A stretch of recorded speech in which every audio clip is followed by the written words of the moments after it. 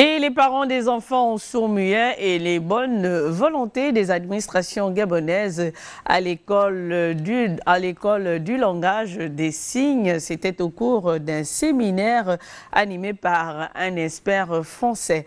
On fait le point avec Paulin Siaki Pungu et Branly Timba. Former des formateurs avec pour objectif majeur la mise sur pied d'une langue des signes spécifiquement gabonaise. Cette volonté du chef de l'État, celle de donner la possibilité à tous les maillons de la chaîne qui composent la population gabonaise à être active, les déficients auditifs, faisant partie intégrante de cette couche sociétale, devrait aussi être pris en compte. L'accord signé entre le ministère en charge de la prévoyance sociale, les experts français du cabinet HKL et l'École nationale pour enfants auditifs ENEDA concrétise cette volonté. Le ministère de la prévoyance sociale a initié un certain nombre d'activités à l'intention des sourds, tout cela pour permettre aux parents d'enfants sourds de communiquer avec ces derniers aux fins de pouvoir renforcer les liens à l'échelle de la maison. Le département ministériel des affaires sociales a vu les choses beaucoup plus loin, c'est-à-dire que les enfants de l'ENEDA, après la classe de CM2, n'avaient pas d'autres débouchés. Plusieurs ne pouvaient pas prétendre faire une scolarité normale dans les établissements secondaires de notre pays.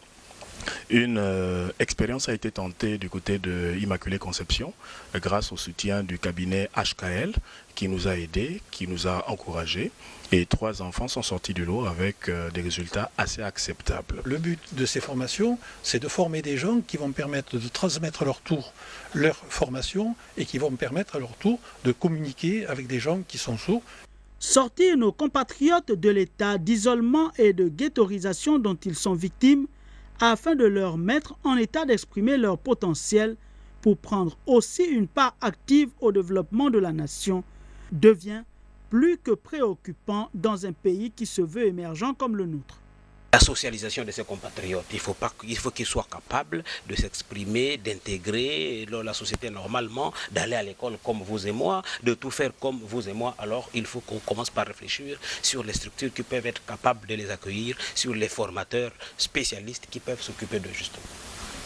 Au terme de ces classes intégrées qui se sont déroulées dans notre pays, une plateforme essentielle pour l'avenir des déficients auditifs se constitue ainsi avec une réelle objectivité des autorités gabonaises.